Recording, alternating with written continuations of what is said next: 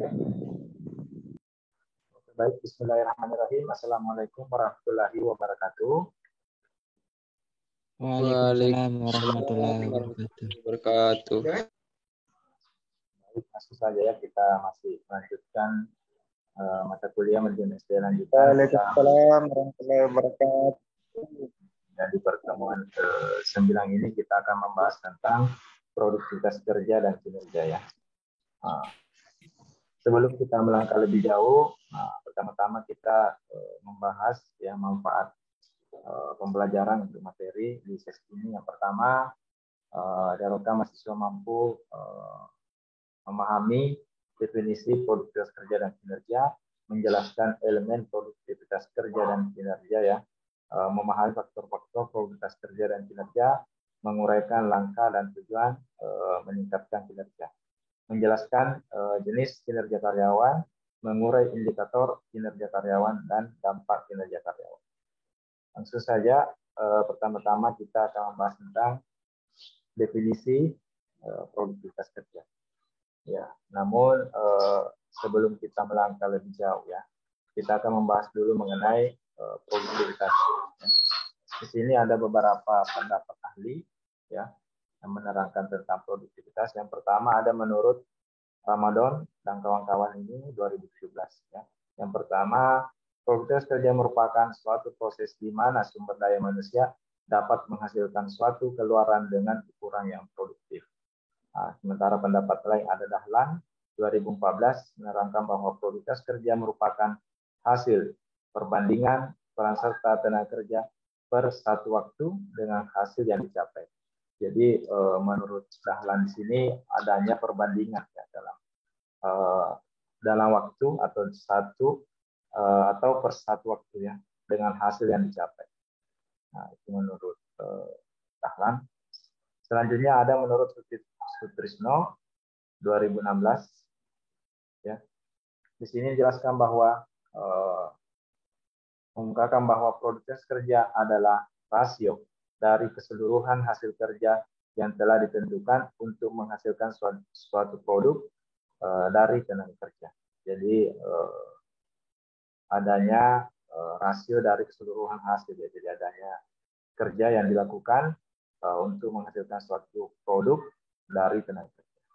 Selanjutnya menurut Wibowo 2018, produktivitas kerja adalah di mana produk, barang, ataupun jasa yang dihasilkan oleh satu individu atau kelompok yang menunjukkan pertimbangan antar individu dan output, antara input dan output dengan tindakan kinerja yang lebih efisien. Jadi menurut Wibowo ini bagaimana hasil atau barang atau produk jasa yang dihasilkan oleh individu itu harus menunjukkan antara input dan output dengan pertimbangan kinerja yang efisien. Jadi adanya sini ada efisiensi. Selanjutnya ada pendapat lain tentang produktivitas kerja ya, ada menurut Toha, yang saya jelaskan saja sebagian. Di sini ada menurut Rianto dalam Elbandiansah 2019, secara teknis produktivitas kerja adalah suatu perbandingan antara hasil yang dicapai atau output dengan keseluruhan sumber daya yang diperlukan. Jadi menurut Erianto di sini bagaimana memanfaatkan ya, memanfaatkan perbandingan antara hasil ya atau yang dicapai atau output dengan keseluruhan sumber daya yang dipergunakan ya, baik sumber daya manusia, sumber daya alam atau sumber daya bahan baku. Selanjutnya kesimpulan ya. Di sini dijelaskan bahwa produktivitas kerja semakin buruk, efektivitas serta efisiensi seseorang dalam bekerja misalnya saja dengan menghasilkan sumber daya yang lebih banyak dari yang seharusnya dalam menyelesaikan suatu pekerjaan, maka seseorang tersebut tidak dapat dikatakan produktif ya. Sekalipun mungkin kualitas kerjanya yang tergolong positif, ingat produktivitas kerja tidak hanya dihitung secara kuantitas saja, tetapi juga kualitas pekerjaan yang telah diselesaikan. Ya, jadi berdasarkan beberapa pendapat ahli di atas ya, dapat simpulkan bahwa produktivitas kerja itu bagaimana pekerjaan itu dapat diselesaikan dengan tepat. Tapi bukan saja melihat tentang secara kuantitas saja, tapi bagaimana kualitas pekerjaan itu dapat selesaikan. Artinya poin-poin dari pekerjaan itu dapat tercapai. Nanti kita bandingkan apa bedanya produktivitas kerja dan kinerja. Selanjutnya ada elemen produktivitas kerja. Ya, di sini ada dua elemen produktivitas kerja. Yang pertama efektivitas kerja. Produktivitas kerja dapat dikatakan efektif ketika seseorang memiliki capaian kerja yang maksimal. Untuk menghitung apakah seseorang sudah maksimal atau belum terkait efektivitas kerjanya, pelaku usaha dapat menghitung kesesuaian kerja dengan capaian jumlah target, kualitas, kuantitas, dan waktu. Jadi poin dari efektivitas kerja di sini ada 3 ya.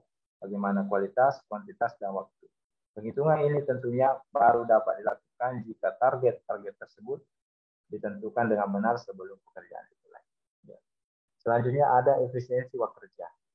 Di sini jika efektivitas kerja dihitung dari target yang telah ditentukan, efisiensi kerja dapat dihitung dari perbandingan antara sumber daya yang dibutuhkan untuk menyelesaikan pekerjaan tersebut dengan hasil yang berhasil dicapai. Suatu pekerjaan dapat dikatakan telah diselesaikan dengan efisien ketika sumber daya yang digunakan untuk memenuhi permintaan yang masuk dapat ditekan dengan seminimal mungkin. Semakin banyak sumber daya yang dibutuhkan, semakin tidak efisien pula pekerjaan yang dilakukan. Jadi di efisiensi kerja ini ya, bagaimana menekankan atau mengurangi atau menggunakan sumber daya seminimal mungkin ya, atau sesedikit mungkin dengan waktu pekerjaan atau hasil yang maksimal. Itu kalau efisien. Selanjutnya ada faktor-faktor yang mempengaruhi produktivitas kerja. Ya. Yang pertama ada pengetahuan. Ya. Pengetahuan. Di sini pengetahuan seseorang tenaga kerja baik yang didapatkan dari pendidikan formal maupun informal atau pendidikan informal dapat mempengaruhi produktivitas kerja karyawan. Jadi tidak bisa kita pungkiri ya bahwa keterampilan yang formal yang seperti kita lakukan atau teman-teman lalu sekarang ini ya pendidikan formal tentunya ada hasil yang ingin dicapai, misalnya untuk mendapatkan ijazah dan lain-lain.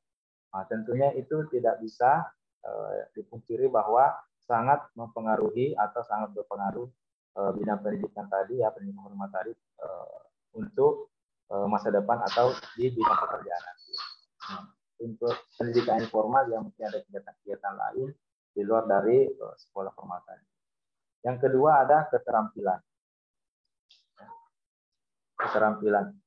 Keterampilan dapat diperoleh dengan baik dengan banyak berlatih secara belajar terkait bidang pekerjaan yang dilakukan.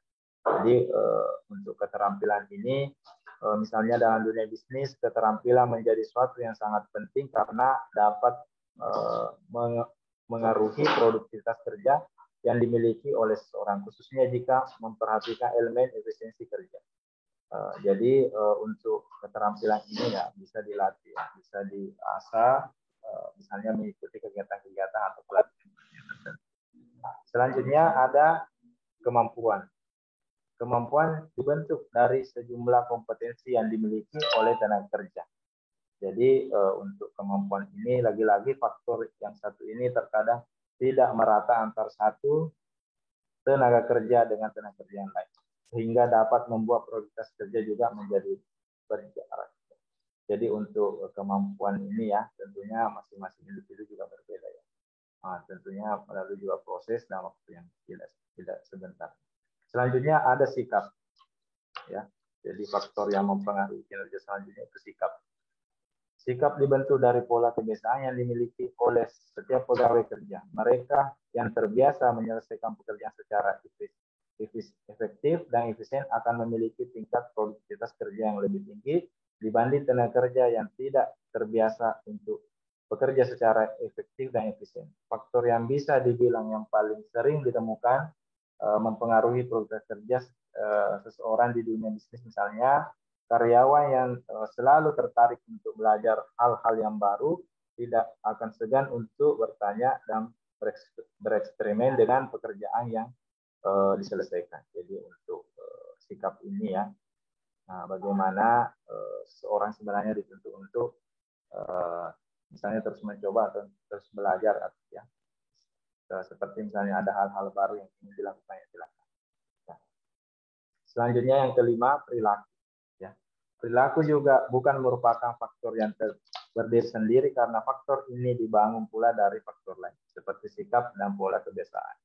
Jadi perilaku ini ya tidak bisa lepas dari poin yang nomor 4 ini, sikap dan kebiasaan. Nah, di sini alam mengukur produktivitas kerja, sikap dan perilaku akan menunjukkan hubungan yang linear. Semakin positif sikap yang dimiliki seseorang karyawan, akan semakin positif pula perilaku kerja yang ditunjukkan. Ketika sikap yang negatif telah menjadi sebuah kebiasaan dan berubah menjadi perilaku, perilaku usaha akan kesulitan untuk mengubahnya karena sudah terbentuk resistensi. Ya. Jadi adanya kebiasaan, adanya faktor malas dan lain sebagainya sehingga bisa saja membentuk perilaku yang negatif. Begitupun sebaliknya. Jadi ada budaya misalnya budaya organisasi di perusahaan yang positif sehingga dapat membentuk perilaku yang positif. Selanjutnya kita pindah ke gambar yang terkait dengan keterkaitan antara efektivitas, efisiensi, dan kualitas. Ya, berdasarkan gambar di atas ini, keterkaitan antara efektivitas, efisiensi, dan kualitas berawal dari masukan ya, atau adanya input. Ya, misalnya orang yang bekerja atau yang masuk ya. Selanjutnya yang menghasilkan suatu kualitas dan efisiensi serta menghasilkan pula proses produksi. Jadi bisa dilihat menghasilkan suatu proses produksi, kualitas dan efisiensi dan hasil produksi. Yang melahirkan hasil prioritas dan hasil simpangan. Jadi di sini bisa kita lihat bahwa ada beberapa jalur ya. Kalau untuk jalur yang ke samping ini ya begitu panjang proses sampai menghasilkan suatu produktivitas kerja. Ini menurut Sadar Mayanti 2019 ya.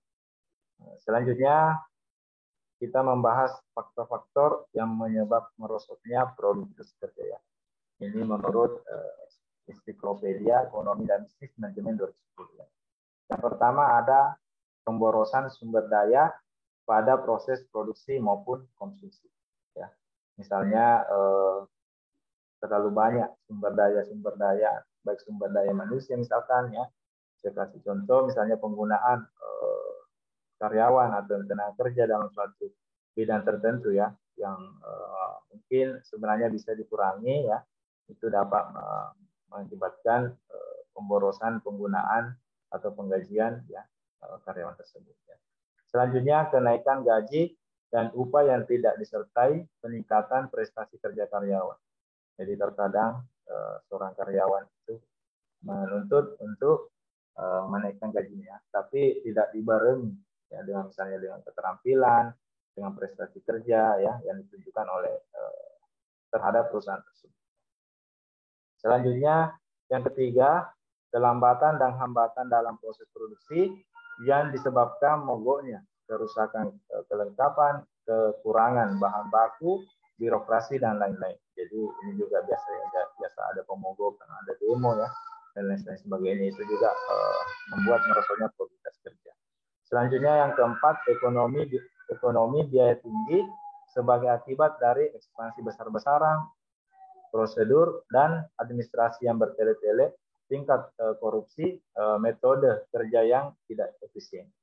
Jadi seperti tadi ya, adanya misalnya administrasi misalnya yang bertele-tele ya, yang panjang prosesnya padahal bisa dipersingkat ya, misalnya tindak korupsi juga, metode kerja yang tidak efisien ya, misalnya terlalu menggunakan bahan sumber daya yang banyak ya, sehingga menghasilkan produk juga yang tidak sesuai. Selanjutnya yang kelima, rendahnya motivasi karyawan pada berbagai jenjang organisasi. Ya, di sini kaum muda di negara maju merasa bahwa pekerjaan dalam lingkungan industri modern merendahkan martabat manusia dan tidak memberikan kepuasan kerja karena manusia hampir disamakan dengan mesin. Jadi misalnya yang poin kelima ini, faktor penyebabnya itu di negara maju nih ya, terkadang seorang di sana beranggapan bahwa kalau kita bekerja ya pagi siang malam itu dianggap sama dengan mesinnya, bekerja terus-menerus tanpa ada. Selanjutnya yang keenam, berkurangnya kegiatan riset atau pengembangan yang dapat diharapkan menghasilkan penemuan-penemuan baru. Jadi misalnya kurang diadakan penelitian, riset tentang hal-hal yang bisa membantu dalam peningkatan sumber daya manusia dan anak. Yang ketujuh, merosotnya dalam penanaman modal yang seharusnya dapat membantu perluasan kapasitas produksi sebagai akibat dari kondisi perekonomian dunia tidak menentu. Ya, seperti yang sekarang kita lalui ini ya, pandemi ini tidak ada yang bisa memprediksi atau menafsirkan bahwa misalnya beberapa tahun ke depan ya, 10 tahun ke depan, 5 tahun ke depan, atau bahkan 20 tahun ke depan tidak bisa diprediksi kondisi perekonomian. Jadi adanya hal-hal yang bisa saja berubah dalam waktu sekejap. Selanjutnya yang kedelapan, berbagai konflik antar karyawan, antar kelompok dalam organisasi, serta antar karyawan dan manajemen yang tidak berhasil diatasi dengan baik. Ya, adanya konflik internal ini ya, di berbagai misalnya di perusahaan atau organisasi. Ini harus diselesaikan cepat oleh pimpinan atau ketua atau manajer di suatu perusahaan tertentu. Selanjutnya kita masuk ke kinerja karyawan. Ada beberapa definisi di sini. Yang pertama kita ke kinerja dulu ya. Kinerja adalah hasil pekerjaan yang dicapai karyawan berdasarkan persyaratan pekerjaan. Kinerja dalam bahasa Inggris disebut dengan performance, yang juga memiliki arti prestasi. Maka jika dilihat dari harfiah, arti dari kinerja adalah hasil atau prestasi kerja atau usaha seseorang. Ini menurut Bangun 2012. Selanjutnya ada menurut Sukadijo ya 2019. Dalam organisasi kinerja dapat diartikan sebagai pencapaian tujuan yang telah ditetapkan dalam organisasi. Nah, selanjutnya ada menurut Avandi 2018. Kinerja adalah hasil kerja yang dapat dicapai oleh seseorang atau kelompok orang dalam suatu perusahaan sesuai dengan wewenang dan tanggung jawab masing-masing dalam upaya pencapaian tujuan organisasi secara legal, tidak melanggar hukum dan tidak bertentangan dengan moral dan etika. Yaitu menurut Avandi 2018. Dia menjelaskan secara spesifik. Selanjutnya ada pendapat lain ya. Kita ambil saja sebagian, nanti teman-teman bisa download materinya disimak ya. Ini ada menurut Siswanto 2015, berasal dari kata job performance yang berarti prestasi kerja yang dicapai oleh seseorang dalam melaksanakan tugas dan pekerjaan yang diberikan kepadanya. Jadi menurut Siswanto ini ya, kinerja itu ya prestasi kerja. Artinya ada hasil yang dicapai oleh seseorang dalam melaksanakan tugas atau pekerjaannya. Selanjutnya ada menurut Sutrisno 2016, kinerja adalah kesuksesan seseorang dalam melaksanakan tugas, hasil kerja yang dapat dicapai oleh seseorang atau kelompok orang dalam suatu organisasi sesuai dengan wewenang dan tanggung jawab masing-masing, atau tentang bagaimana seseorang diharapkan dapat berfungsi dan berperilaku sesuai dengan tugas yang telah dibebankan kepadanya, serta kualitas dan waktu yang digunakan dalam menjalankan tugas. Jadi menurut Sutrisno ini 2016 ya, dia menjelaskan secara spesifik lengkap ini tentang kinerja. Jadi berdasarkan pendapat para ahli di atas dapat disimpulkan bahwa kinerja adalah hasil kerja yang telah dicapai karyawan dalam suatu organisasi sesuai dengan wewenang dan tanggung jawab yang telah diberikan. Kinerja merupakan salah satu faktor penting bagi perusahaan untuk menilai hasil dari kinerja karyawan. Jadi kinerja di sini ya dari organisasi atau perusahaan ya tentunya itu dapat misalnya bisa diukur ya atau bisa dinilai kinerjanya dalam kurun waktu misalnya jangka waktu tertentu ya. Tergantung dari perusahaan masing-masing atau organisasi tersebut. Nah, selanjutnya di sini berdasarkan pendapat di atas ya. Di sini dapat disimpulkan bahwa kinerja merupakan perbandingan antara hasil kerja yang atau output dengan periode waktu tertentu. Jadi kalau kinerja itu perbandingan antara hasil kerja atau output atau hasil dengan periode waktu tertentu. Sedangkan produktivitas kerja adalah perbandingan antara hasil kerja atau output dengan sumber daya yang digunakan. Jadi itu adalah perbedaannya antara kinerja dan produktivitas kerja. Kalau produktivitas kerja itu bagaimana penggunaan sumber daya manusia atau input dari sumber daya tersebut. Oke, selanjutnya ada beberapa faktor yang mempengaruhi kinerja. Di sini ada dua pendapat ya. Ada menurut Armstrong. Ya. Menurut Armstrong juga ya, saya jelaskan saja salah satu. Di sini ada juga pendapat tentang Mangkunegara ya. Di sini ada dua faktor yang mempengaruhi kinerja ya, menurut Mangkunegara. Yang pertama, faktor kemampuan. Secara psikologis, kemampuan pegawai terdiri dari kemampuan potensi, kemampuan realita, pendidikan. Oleh karena itu, pegawai perlu ditempatkan pada pekerjaan yang sesuai dengan keahliannya. Jadi yang pertama ini faktor yang mempengaruhi kinerja itu tentu adalah kemampuan. Ya. Nah, faktor kemampuan di sini menurut Mangkunegara ya, faktor pendidikan yang harus atau faktor pendidikan pegawai tersebut harus sesuai dengan bidang ilmu atau pekerjaan yang ditempatkan kepadanya atau yang dikembangkan kepadanya. Selanjutnya faktor motivasi. Faktor terbentuk dari sikap ya seseorang pegawai dalam menghadapi situasi ya, dalam menghadapi situasi kerja. Motivasi merupakan kondisi yang menggerakkan diri pegawai yang terarah untuk mencapai suatu tujuan dalam organisasi atau tujuan kerja. Jadi menurut Mangkunegara ini di faktor motivasi ini ya penting tentunya untuk peran sebagai seorang pemimpin ya, untuk memberikan motivasi ya, untuk memberikan arahan kepada karyawan atau bawahannya sesuai dengan tugas pokok dan fungsinya masing-masing. Selanjutnya ada langkah-langkah meningkatkan kinerja. Ada langkah-langkah meningkatkan kinerja. Di sini ada dua, ini menurut Anwar Prabu Mangkunegara 2013. Yang pertama, mengetahui adanya kekurangan dalam pekerjaan. Jadi yang pertama kita harus mengetahui dulu kekurangan ya, misalnya adanya kekurangan dalam pekerjaan. Ya, untuk mengetahuinya itu ada 3 cara ya. Yang pertama, mengidentifikasikan masalah melalui data dan informasi yang dikumpulkan terus-menerus mengenai fungsi-fungsi bisnis. Jadi di poin pertama di sini ya, bagaimana kita mengumpulkan data-data atau informasi terkait dengan bisnis ya, atau fungsi-fungsi bisnis dalam pekerjaan. Yang kedua, mengidentifikasikan masalah melalui karyawan.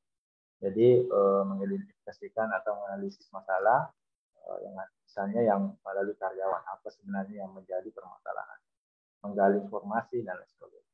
Selanjutnya yang ketiga, memperhatikan masalah yang ada. Selanjutnya yang ketiga ya tentu memperhatikan ya, menganalisis, melihat masalah yang ada. Selanjutnya yang kedua, mengenai kekurangan dan tingkat keseriusan. Jadi yang kedua, langkah kedua ini adalah mengenali kekurangan dan tingkat keseriusan. Untuk memperbaiki keadaan tersebut diperlukan beberapa informasi, antara lain mengidentifikasi masalah secepat mungkin. Jadi yang poin pertama itu bagaimana mengidentifikasi masalah secepat mungkin. Yang kedua, menentukan tingkat keseriusan masalah. Jadi misalnya apakah tingkatannya sedang ya, atau misalnya ringan, sedang atau berat. Selanjutnya yang ketiga, mengidentifikasi hal-hal yang mungkin menjadi penyebab kekurangan, baik yang berhubungan dengan pegawai itu sendiri ya. Jadi siapa tahu misalnya ada kekurangan terkait dengan pegawai atau karyawan sendiri. Selanjutnya yang keempat, mengembangkan perencanaan tindakan untuk menanggulangi penyebab kekurangan tersebut. Misalnya untuk adanya misalnya kekurangan di bidang pelatihan yang mungkin perlu diadakan pelatihan atau refreshing tentang karyawan atau pekerjaan tersebut. Ya. Selanjutnya yang kelima, melakukan rencana tindakan. Jadi perlu ada rencana atau tindakan dari karyawan tersebut atau pemimpin tersebut. Ya. Selanjutnya melakukan evaluasi apakah masalah sudah teratasi atau belum. Jadi melakukan monitoring atau evaluasi terkait masalah, apakah misalnya sudah tidak terulang atau dan sebagainya. Mulai dari awal apabila perlu. Jadi bisa kita mulai dari awal jika diperlukan ya, kembali dari awal. Selanjutnya ada tujuan penilaian kinerja. Jadi kenapa misalnya perlu ya, atau apa tujuan dari penilaian kinerja. Yang pertama tentunya adalah meningkatkan kinerja. Ya.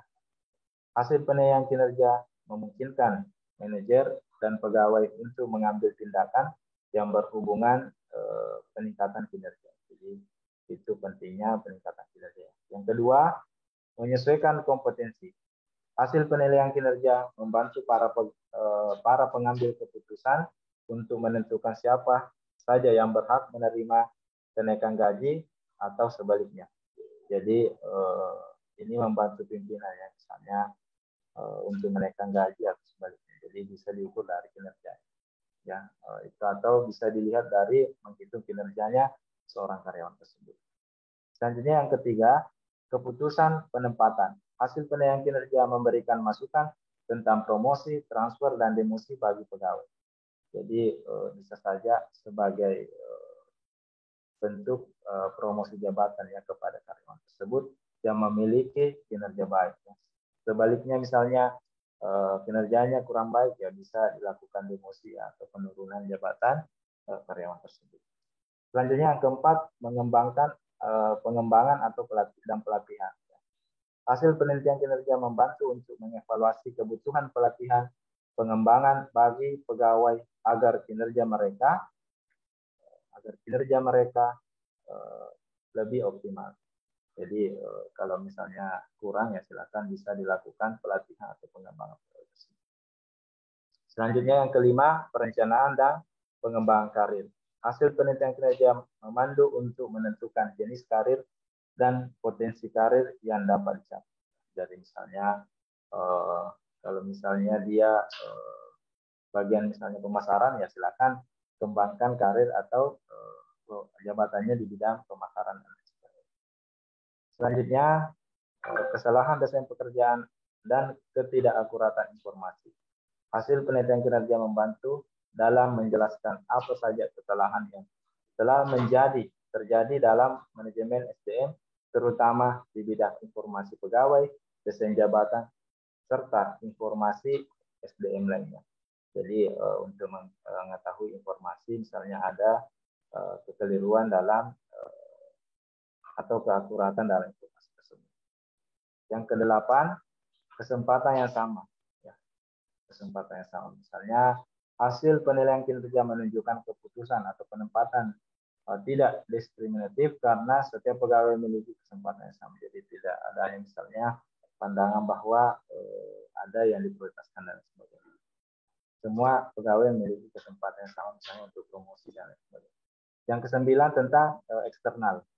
Hasil penilaian kinerja dapat mengembangkan sejauh mana faktor eksternal seperti keluarga, keuangan pribadi, kesehatan, dan lainnya mempengaruhi pegawai dalam mengembangkan tugas dan pekerjaan.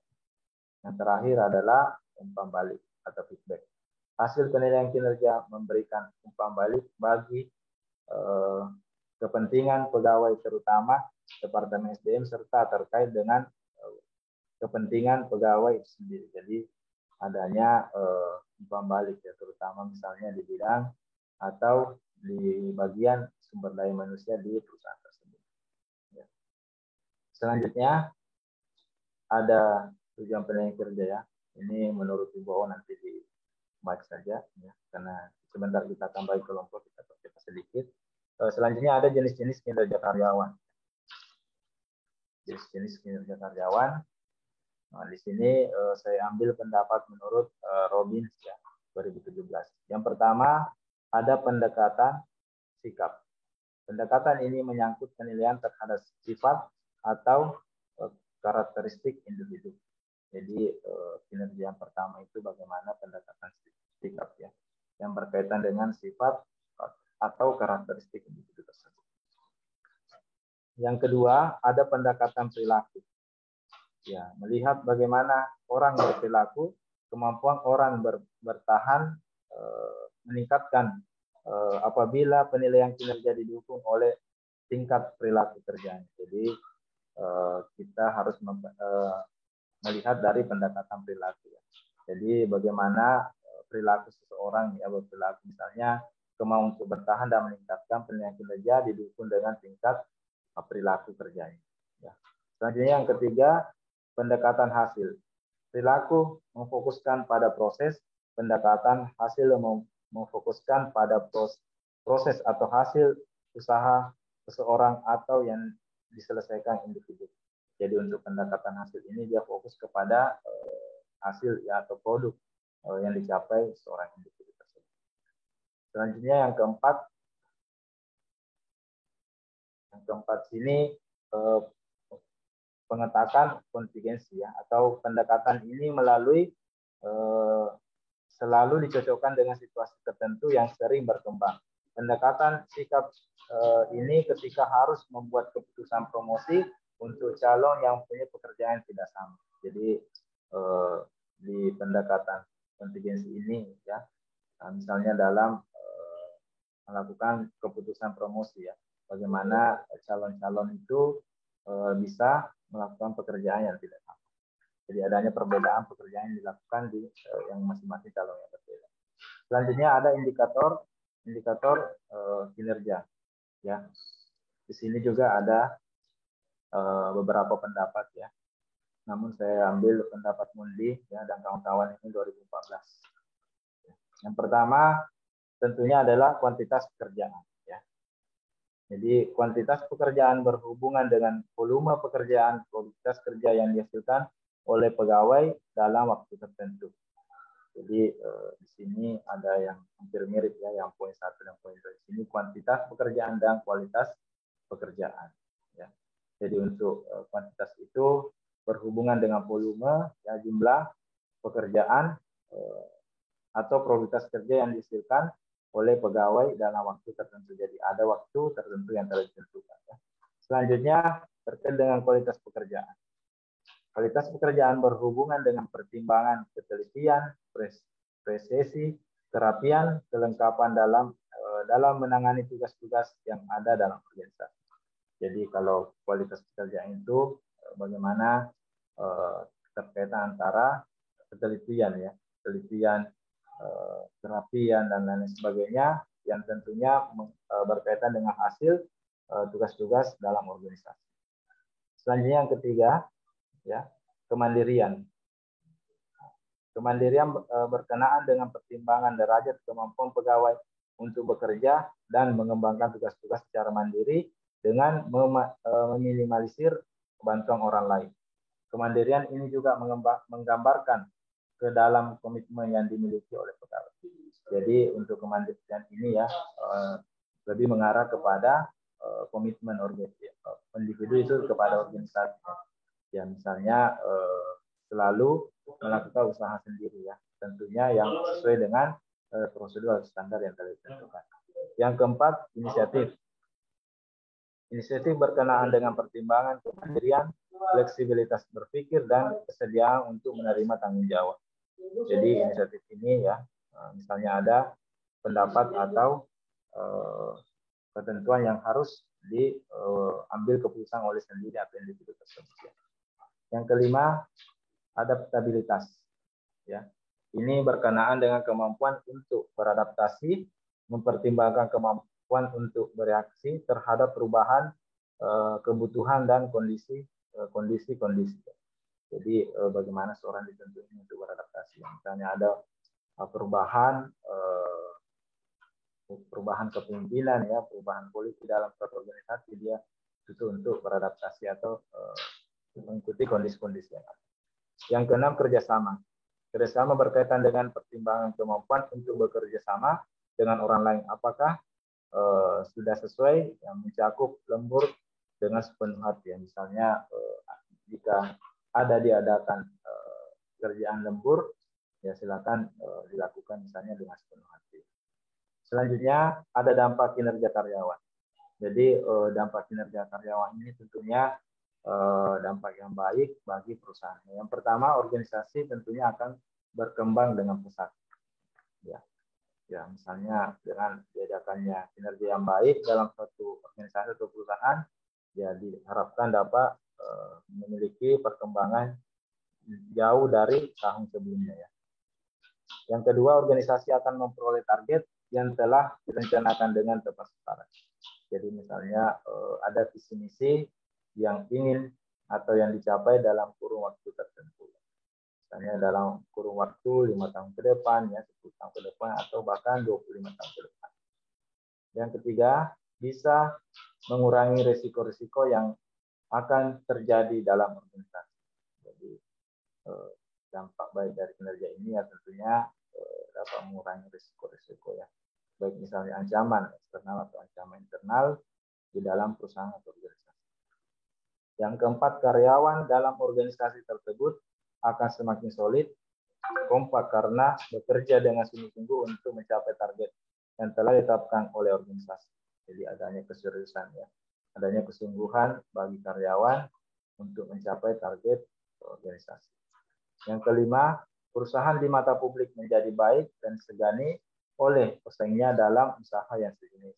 Ya tentunya jika perusahaan tersebut ya, memiliki perkembangan yang cukup pesat, ya tentu akan disegani oleh para pesaingnya dalam usaha yang sejenis. Selanjutnya, mungkin itu saja ya untuk materi pertemuan ini hari. Silakan teman-teman bisa download disimak yang sudah upload tadi. Untuk selanjutnya, ya, selanjutnya mungkin saya absen dulu ya. Setelah nanti absen baru kita bagi kelompok.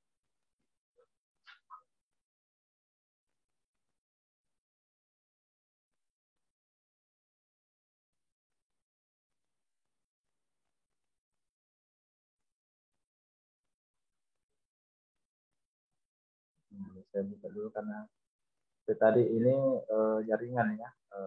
Ini ada beberapa faktor yang mempengaruhi sebenarnya. Simak ini kurang baik. Yang pertama, jaringan lokal memang di Mamuju ini agak kurang bagus ya. Apalagi kalau hujan.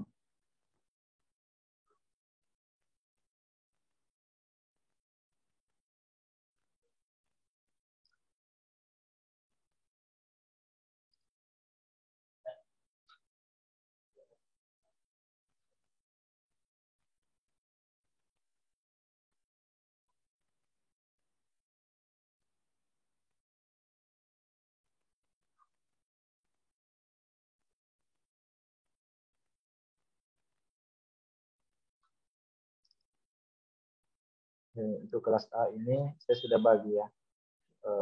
Bagi, saya tampilkan dulu.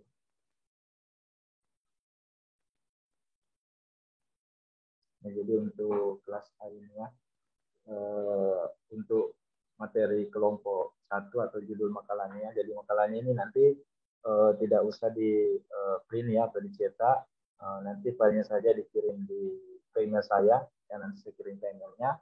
Jadi tidak usah dicetak ya. Jadi untuk materi nanti yang dibaca ya atau dilihat oleh temannya bisa dalam bentuk PowerPoint ya.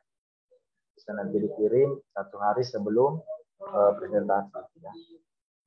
Atau dikirim pada saat presentasi nanti minggu depan. Jadi untuk kelompok 1 ya, ini anggotanya ada 6 orang.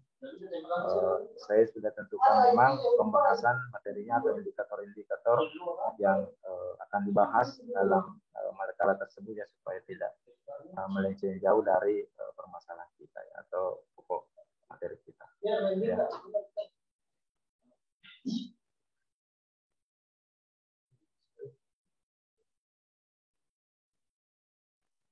Saya coba terus ini buka sini, tapi saya kirim dulu ya. Untuk nama-namanya dengan materinya nanti saya kirim di grupnya, saya kirim dulu di grup supaya teman-teman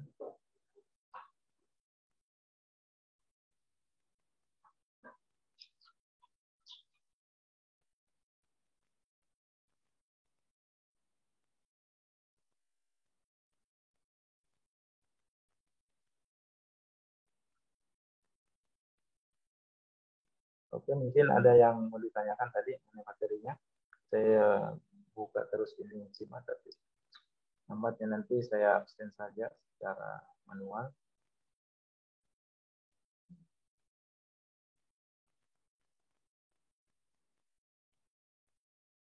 Ini berapa orang yang nyari? Ini 19 orang ya. Coba. Ya, SS dulu yang 4 hadir ya. Saya nanti sebagai bukti. Ya, silakan. Ada tata tingkat ya? Waduh. Ya, Pak.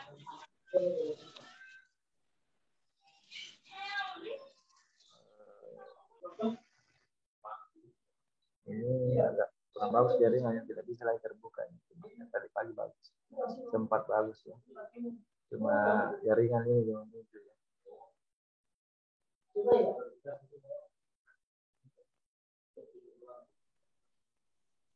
Oke, untuk kelompoknya ya nanti minggu depan ya langsung saja kelompok 1 ya yang akan presentasikan makalahnya terkait dengan efisiensi waktu. Mungkin untuk pengerjaannya ya bisa dibagi ya, misalnya Agus ya mencari materi definisi kepemimpinan ya, terus Wulandari mencari definisi gaya kepemimpinan sampai ke bawah. Jadi masing-masing indikator ini bisa diselesaikan dengan cepat sehingga nanti tinggal digabungkan saja ya.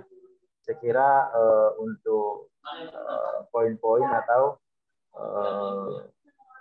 sub-sub pembahasan di makalah ya, atau di kerangka makalahnya ya saya tidak usah terangkan lagi ya. Saya kira teman-teman sudah paham ya bahwa misalnya ada daftar isi, ada kata pengantar ya, ada pendahuluan, ada isi, ada penutupnya dan lain sebagainya.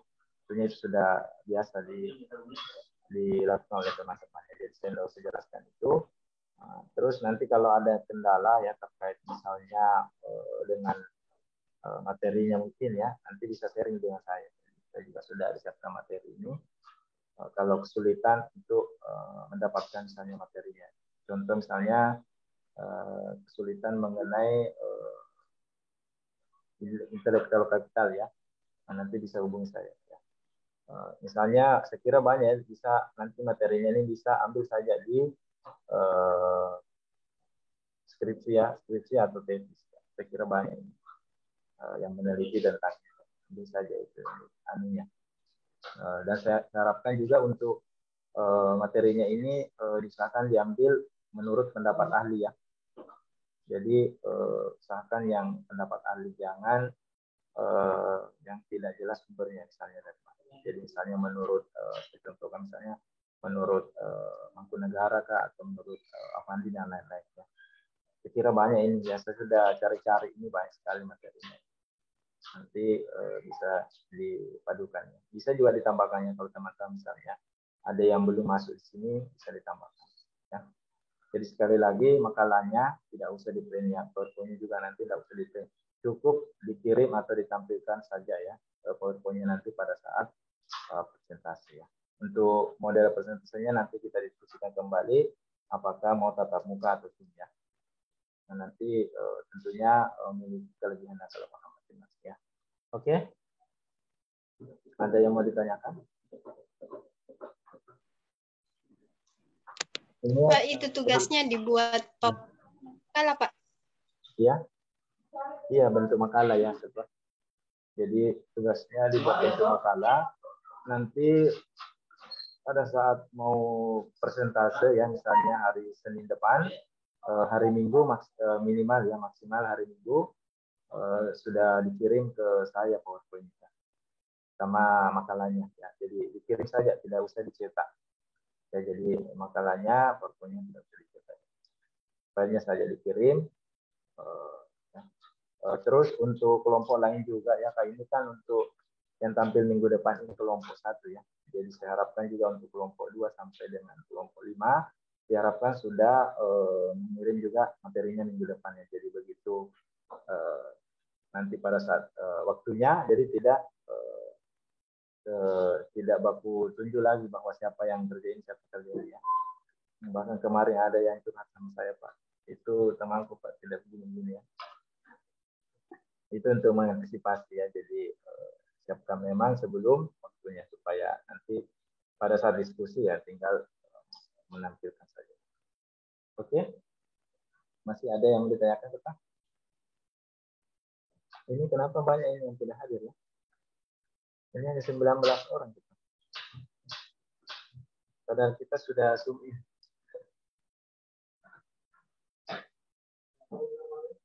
Oke. Banyak jaringan Ya. Pak bermasalah. Iya, jaringan. Tidak bisa disalahkan kan ini di luar rencana ya. Apalagi memuju ini. Ini saya simak ini jaringan dari Indihome. Ya. Oke. Kalau ada nanti yang mau ditanyakan nanti bisa japri saya. Yang tidak ikut mis kemarin sudah WA saya. Ada yang belum? Ada tugasnya? Ada yang belum WA saya? Kemarin yang tidak sempat ikut mis minggu lalu? Sudah semua ya? Oke, kalau tidak ada pertanyaan ya, saya akhiri pertemuan hari ini dengan ucapan Alhamdulillahirabbil alamin. Assalamualaikum warahmatullahi wabarakatuh. Waalaikumsalam.